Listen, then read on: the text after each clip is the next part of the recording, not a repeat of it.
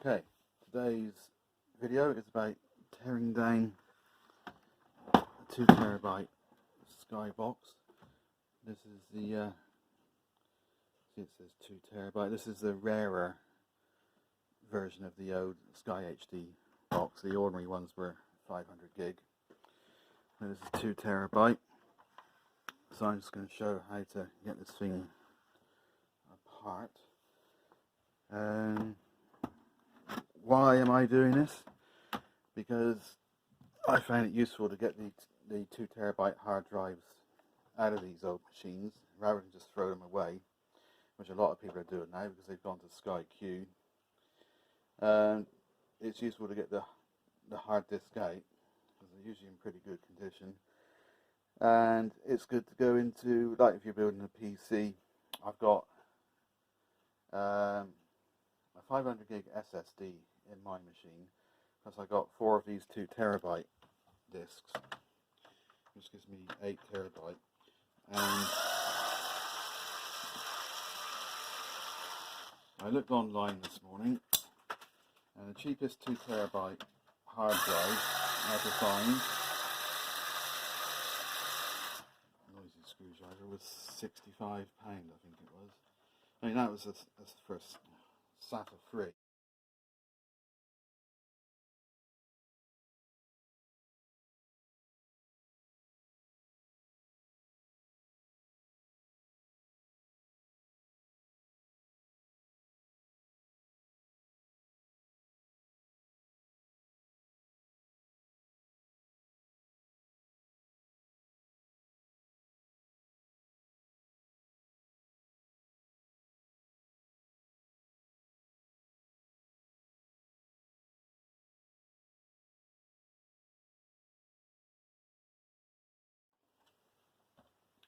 For using as backup. Obviously I'm going to start making more videos, so this would be ideal for storing those videos. Those sides can be a pain in the ass to get out sometimes, but let's lift that up, pop them out. Now, I like to hoard all the nuts and bolts. I don't throw anything away, so even though it might not be strictly necessary to take off all these nuts and bolts and fasteners, I do, because I can't bear chucking it away. So I'll just get on with doing that. I've got a little 5mm socket here for getting the RS232 connector screwed.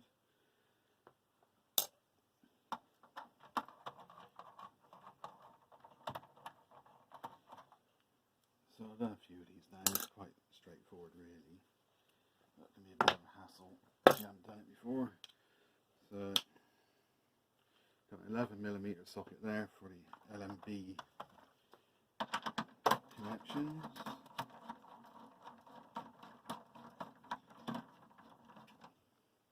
A couple of washers on there.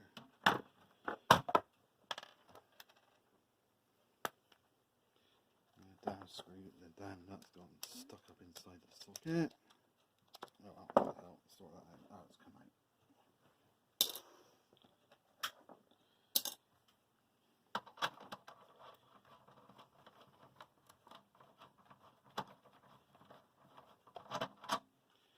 Now, although these drives have had a pretty hard life, I suppose, because they're probably running 24/7 most of the time if you haven't got eco mode selected. I've only had 1 or 2 go a bit pear-shaped in the past, but I've been using one in my CCTV system for over 4 years now, and it's been perfectly fine. So screws out.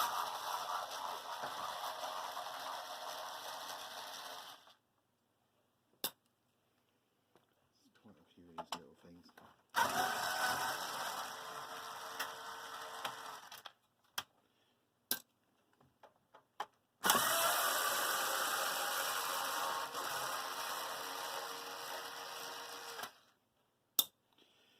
a big deal, quite quick for an electric screwdriver. It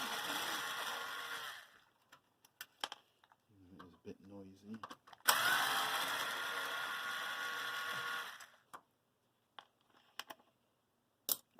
Screws everywhere.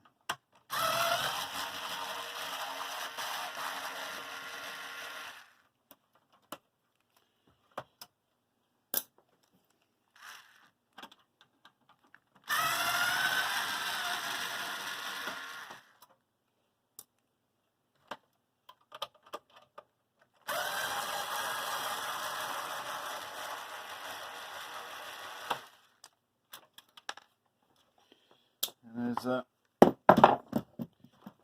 tiny little snot goblin screw there above between the SCART and the Ethernet connector.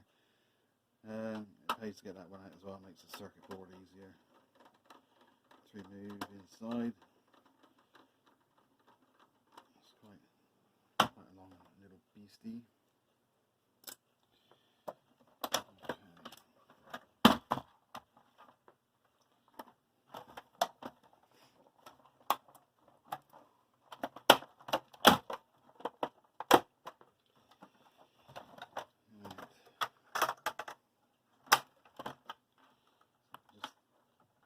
Lever up the front, and then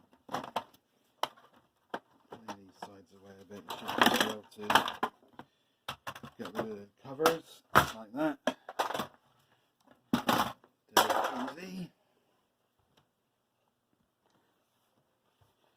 Basically just leaves you with a screened box that it comes with. So there's your little touch controls on the top on a little PCB, or the little switches. And you got your little blue LED display that goes around there. More manual select switches rather than use remote control. I save all of this stuff. Got some nice little LEDs there, worth keeping for various projects. So there's little metal tabs. To get these off, there's little metal tabs that you need to straighten up.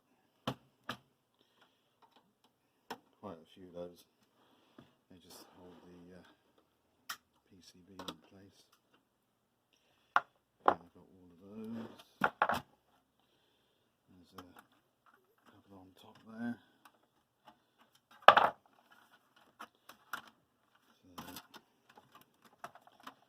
So, a little hook there.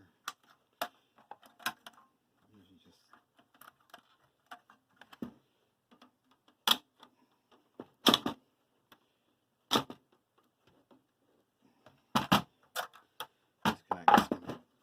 bitch sometimes.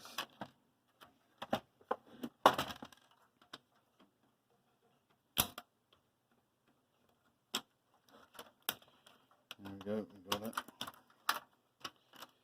Another one there.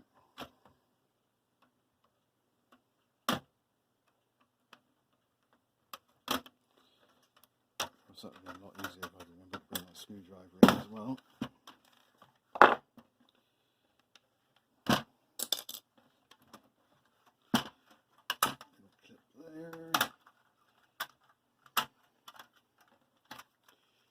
There we go, so that comes off, straightforward enough. Don't really need to take that little one off where you can, big deal. Lots more tabs that need straightening out on the metal case.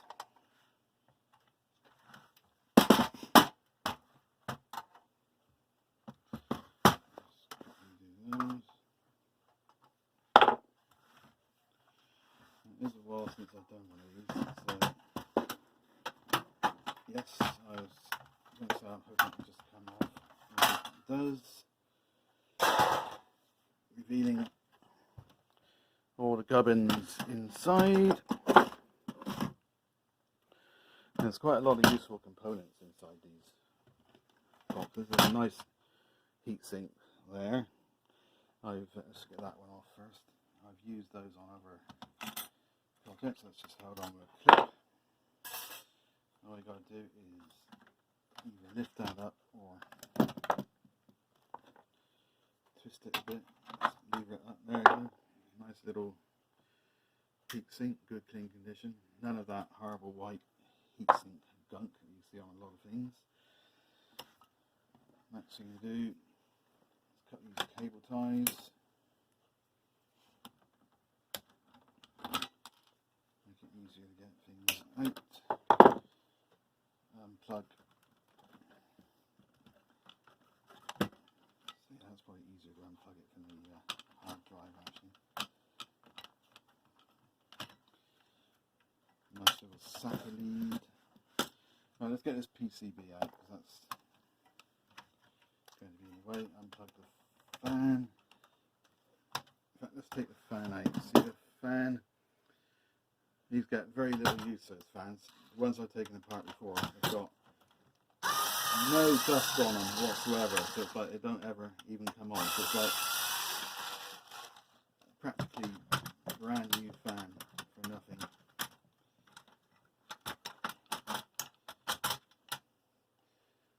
That one has got a bit of dust on it actually, but not much.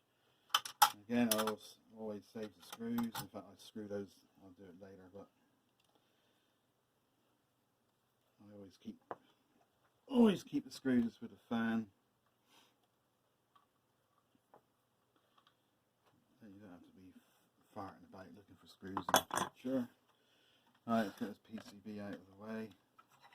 So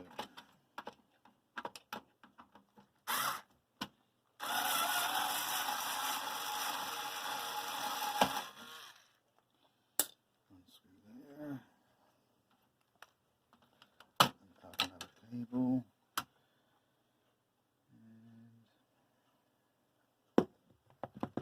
and that's it. Yeah, there. So there might be something useful on there for you, capacitors or whatever. SATA connector might be worth keeping, but I don't really do much of those. Okay. Now we can see the hard drive in there. Quite a few screws and tabs to undo. Let's take out.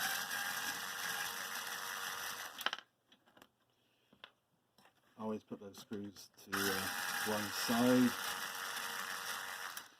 because they're the proper like drive mount screws, which you're going to need if you put the hard drive in another PC. So you've got the screws for the drive bay. So free that side on the front. And one internal screw there.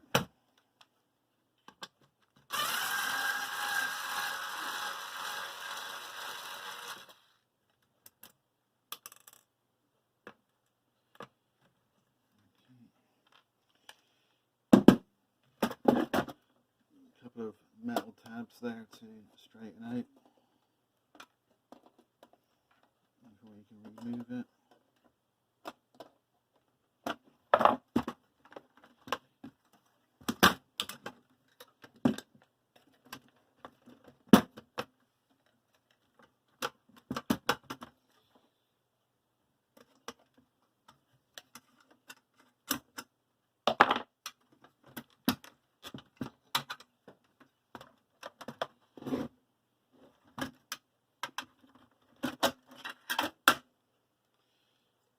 Go.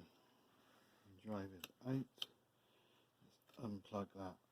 I wouldn't use that power lead again. I'm not 100% sure, but I think the pin out on that end is slightly different to what you find on an ATX power supply. Not 100% sure about that. I think that's what I've found before. That piece of aluminium bracket I find quite useful for other projects, so I always keep that. So you got a nice little SATA lead there, all ready to go.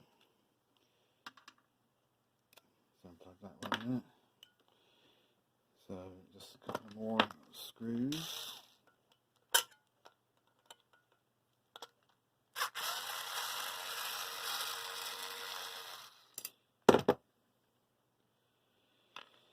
One, two. So get rid of that bracket. And there it is. That's a. Just make sure you see it on camera. So that's the Seagate 3.5-inch hard disk drive, and down the bottom here you can see it says 2 terabyte. So what's the year of manufacture, does it say? 23rd of November 2016. So just over 3 years old. I'm sure that's still got plenty of life in it. They always come out looking all shiny and new, not a bit of dust on them at all. So there you go.